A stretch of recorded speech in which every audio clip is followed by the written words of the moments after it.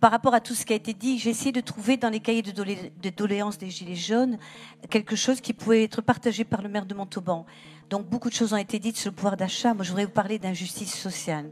Non, mais voilà, je savais que c'était un sujet sensible, mais Monsieur le Président nous a permis de l'aborder et je souhaite pouvoir l'aborder en toute simplicité.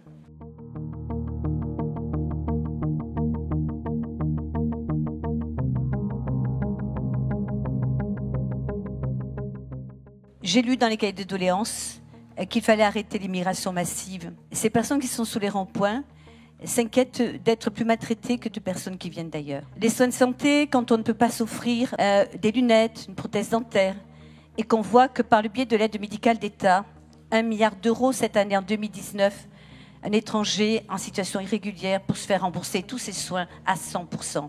Monsieur le Président, il faut l'entendre. Il faut l'entendre. C'est un vrai souci de justice sociale. Je continue, je suis désolée.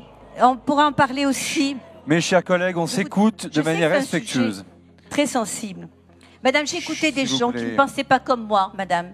Et je vous donnerai les cahiers de doléances des Gilets jaunes. Je ne suis pas là pour parler de moi, je suis là pour parler d'une souffrance.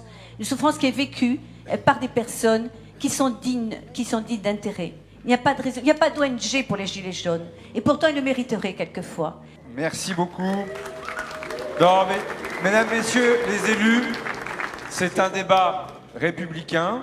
La parole est libre. Il y a bien évidemment des différences importantes de conviction, de sensibilité, d'approche des sujets que nous traitons.